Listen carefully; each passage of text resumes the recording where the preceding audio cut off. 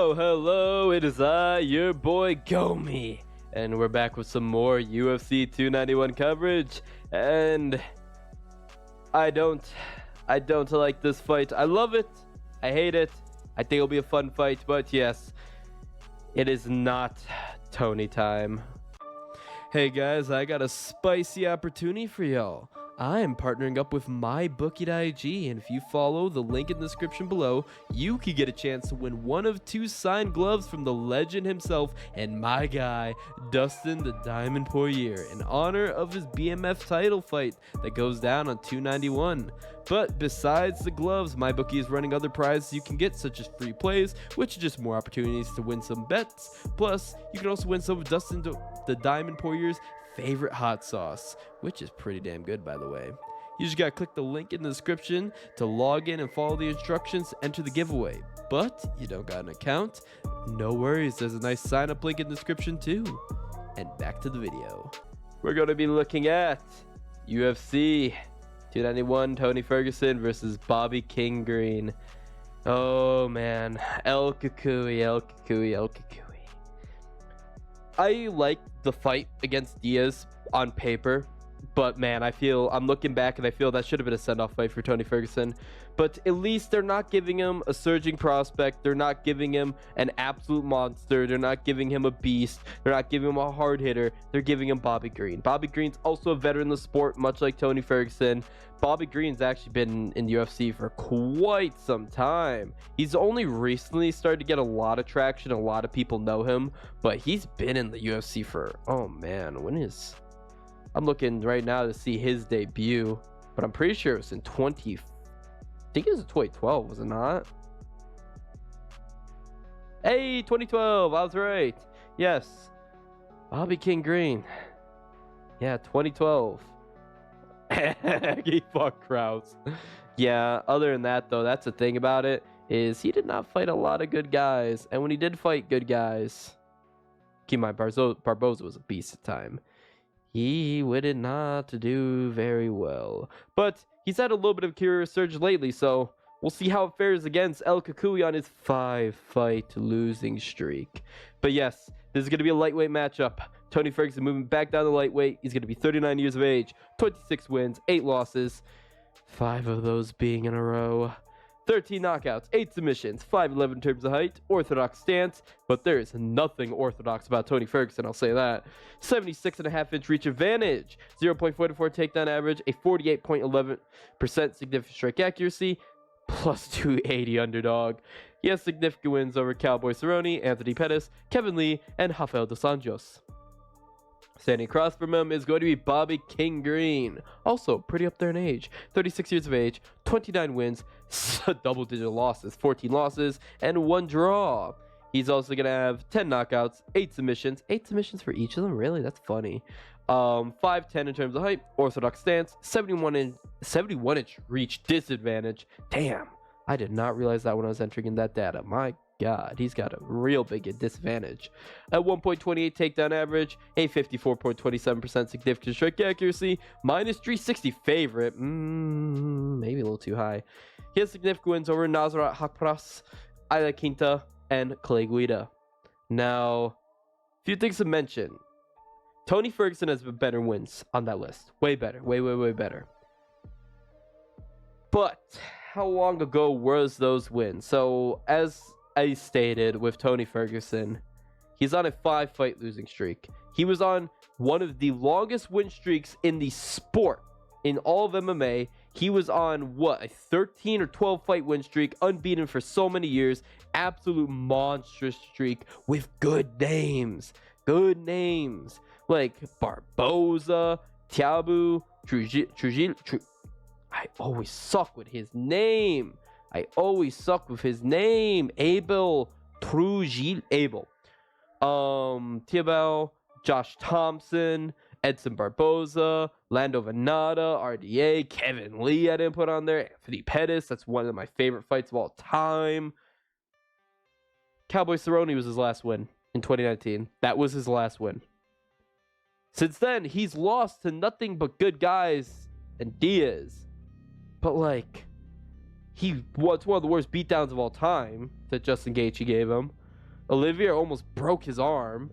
Olivier almost took his arm out the cage with him. Dariush almost took his foot out the cage with him. And we saw that Dariush got starched round 1 by Charles Olivier. So that loss has not aged very well. He got front kick KO'd by Ferguson, who had then gone on to get the crap kicked out by other guy. Well, no. He only lost to Dustin recently.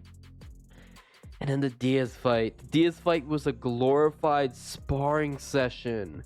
It was a sparring session that I didn't feel either guy took it seriously. And Tony got finished. I miss back in the day where we go, oh, it's Tony time. And Tony Ferguson's, he's the type of guy to throw pocket sand and go for Imanari rolls and ankle pick you. And it's done. Tony time's done. Tony's going to get cut from this fight. I do think Bobby Green is going to piece him up. All of Tony's good aspects he had back when he was a world beater, gone. His speed and explosiveness, gone. His unpredictability, that doesn't do anything if you don't have the power or physical athleticism to back it up. His submission game as the Darce Knight, I haven't even seen him go for any submissions. I saw him go for an Imanari roll in the Justin Gaethje fight, and that's just about it. His power's gone. He used to be considered such a hard hitter. People would say, like, man, he's got big fists. He hits really hard. You saw how badly he busted up Cowboy Cerrone, but that was Cowboy's absolute lowest. Like he's got dog toughness in him regardless, but his chin is shot after the Justin Gaethje and Michael Chandler knockouts. I was there live for the Chandler knockout, and I need to stress to you, he was out bad. At first we were all cheering. The Chandler's doing backflips. Picture this: each backflip, all different medical personnel runs into the octagon. Tony had about 4 or 5 people just looking at him, making sure he's okay, and we all thought he was dead. We all thought he was dead. It was a violent sight. It was the most brutal knockout I've ever seen live, and I saw freaking Kevin Holland just murder Santiago Ponzinibbio and Izzy murder Pereira. None's on the level that Tony Ferguson got chinned by Chandler. And the thing is, it was one shot.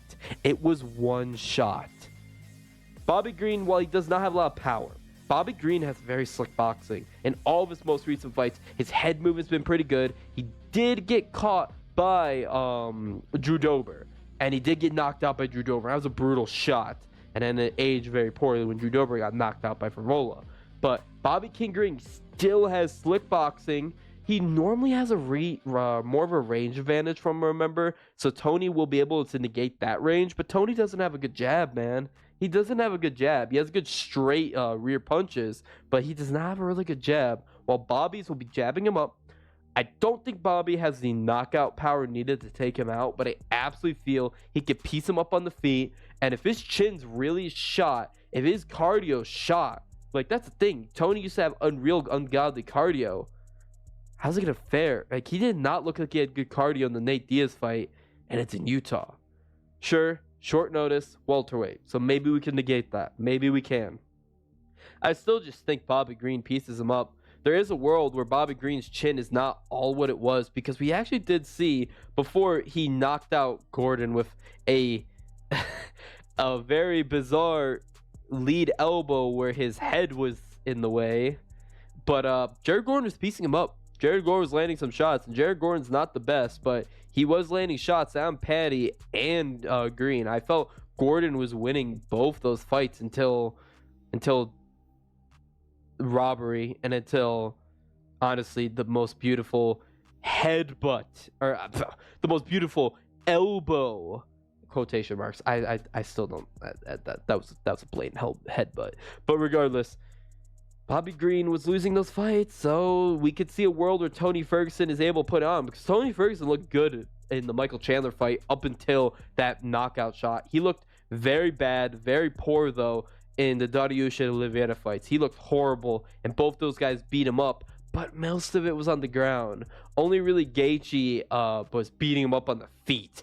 Bad. So I can see potentially a world where Tony turns back the clock, but that world is a 10% chance of us seeing it. I give Tony 10% odds, and you know me, I'm always the guy who goes, I think those odds are too tight, too wide, too whatever. I think those odds are perfect. I would not put any money on Tony Ferguson. He's on a 5-fight losing streak, and he's not going up against a total can. Bobby Green, like I said, a little bit of a career resurgence. Bobby Green went to decision with Rafael Fiziev. Rafael Fiziev tough. He's strong. He's good. He's fast. He's dynamic. What's Tony gonna do, man? Throw sand? I don't think Tony's gonna retire too, which is really bad. I don't want to see him keep getting beat up. He's not gonna retire. He won't. He'll get cut from the UFC, but he won't retire. But I don't know. Would they cut him? I think his draw is a lot less now. He's a 4th fight in a card. Tony used to sell cards by himself. Like, for example, his fight against Charles Oliveira was the co-main event to the flyweight fight between Moreno and Figueiredo 1. People tuned into that pay-per-view for Tony Ferguson and Charles Oliveira. They were the main sells of that card. Let's be honest here. And end up being one of the best fights of the year. But regardless, I think Tony's going to lose this one. I'm going to go Bobby Green by decision. I think that's your most likely bet for this fight. Your most likely pick. And it's sad. It's sad. Well, let me know what you think. No, you know what? I don't give a damn what you think about this fight. Let me know what you think of the career of Tony Ferguson in the comment sections below. If you make it this far in the video, I want to hear your best Tony is the type of guy comment. But yes, this is Bitty Boy Gomi. Bye-bye.